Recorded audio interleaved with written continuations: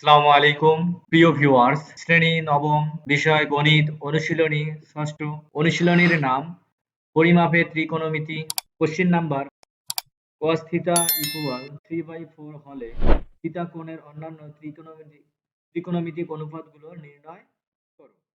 সমাধান: আমরা জানি sin square theta plus cos square theta equal 1। আমরা sin স্কয়ার থিটাকে ঠিক রেখে cos স্কয়ার থিটাকে ইকুয়ালের পরে নিয়ে আসবো।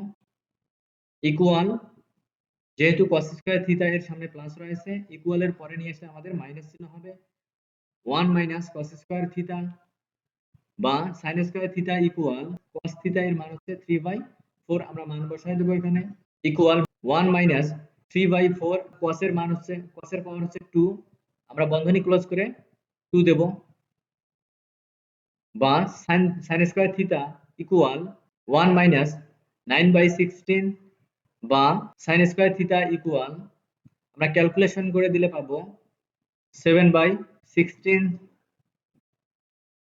sin থিটা ইকুয়াল, যেহেতু sin এর পাওয়ার হচ্ছে 2, আমরা যে পাওয়ারটাকে ডান দিকে নিয়ে আসলে হবে ইকুয়াল √7/4।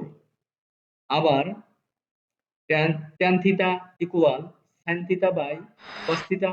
আমরা এখানে মান বসিয়ে দেব, sin থিটা এবং cos থিটার মান বসিয়ে দেব। প্রশ্নে আছে cos থিটার মান হচ্ছে 3/4 এবং sin থিটার মান বের করলাম আমরা কত, √7/4। আমরা মান বসাই দেব। tan থিটা ইকুয়াল √7/4 বাই 3/4 বা tan theta equal √7 by, calculation আসলো √7/3। আবার cot theta equal 1/tan theta বা cot থিটা ইকুয়াল 1/√7/3 বা cot থিটা ইকুয়াল 3/√7। আমরা যদি ক্যালকুলেশন করে দেই 1/√7/3, আমাদের ক্যালকুলেশনে আসবে 3/√7। আবার sec theta equal 1/cos theta, cos theta এর মান হচ্ছে 3/4। তো আমরা sec থিটাকে ঠিক রেখে 1/cos থিটা এর মান হচ্ছে 3/4, sec থিটাকে ঠিক রেখে ক্যালকুলেশন করলে আমাদের হবে 4/3। আবার cosec theta equal 1/sin theta বা cosec থিটা ইকুয়াল 1/√7/4। এখানে sin থিটা এর মান হচ্ছে √7/4। আমরা মান বসাই দেবো এখানে। মান বসাই দিলে কি হবে, √7/4 বা cosec থিটা ইকুয়াল 4/√7। ভিডিওটি যদি পছন্দ হয় থাকে একটি লাইক করবা, চ্যানেলে প্রথম হলে চ্যানেলটিকে সাবস্ক্রাইব করে রাখবে।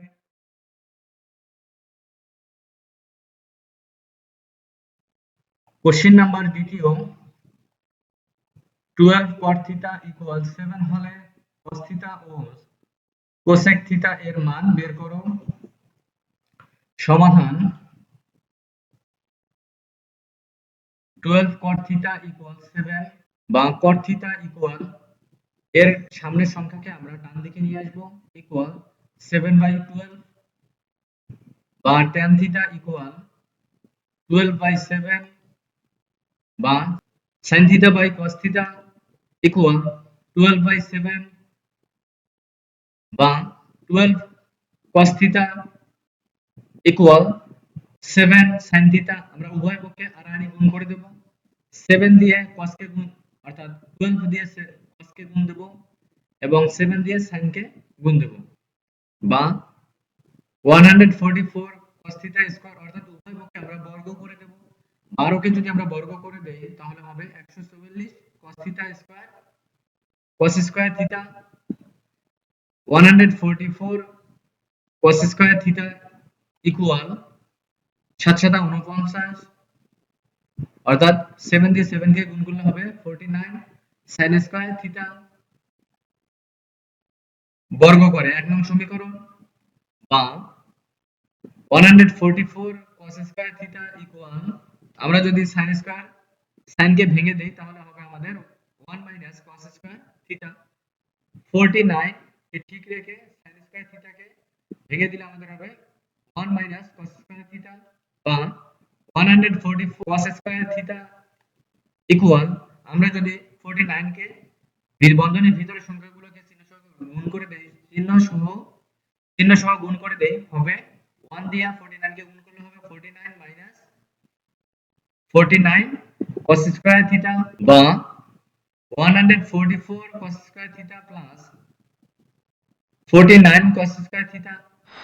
এখান থেকে আমরা cos গুলোকে এক জায়গায় নিয়ে আসবো, অর্থাৎ ডান দিকে নিয়ে আসবো, আমরা সবগুলোকে বাম দিকে নিয়ে আসবো, শুধু সংখ্যাকে আমরা রাখবো ডান দিকে, ইকুয়াল 49 বা আমরা যদি ক্যালকুলেশন করে দেই হবে 193 cos স্কয়ার থিটা ইকুয়াল 49 বা cos স্কয়ার থিটা ইকুয়াল 49 কে ঠিক রেখে cos স্কয়ার থিটা হচ্ছে cos স্কয়ার থিটা এর সহগ হচ্ছে 193, ডান দিকে নিয়ে আসলে হবে, গুণ যেহেতু আছে এখানে ডান দিকে নিয়ে আসলে হবে ভাগ, আমরা 49 এর 9 কে ভাগ করে দেব 193 দ্বারা, বা cos থিটা এখানে বর্গ স্কয়ার আছে, আমরা ডান দিকে নিয়ে এসে এটা করব বর্গে বলব, ইকুয়াল 7 বাই, আমরা যদি বর্গ করে দেই 7 7 49 অর্থাৎ 7 হবে, এবং নিচে বর্গ করলে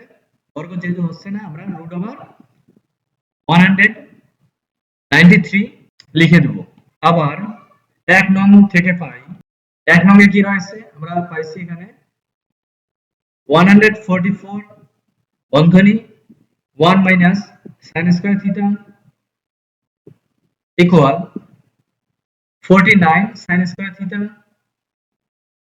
বা আমরা উভয় পক্ষ থেকে এখান থেকে আমরা বন্ধনীর ভিতরের যে চিহ্ন সহকারে সংখ্যা রয়েছে, আমরা বন্ধনীর সামনে সংখ্যা দিয়ে গুণ করে দেব, 1 দিয়ে 144 কে গুণ দিলে 144 হবে, মাইনাস এই সহগ 1 দিয়ে যদি আমরা গুণ দেই 144 sin স্কয়ার থিটা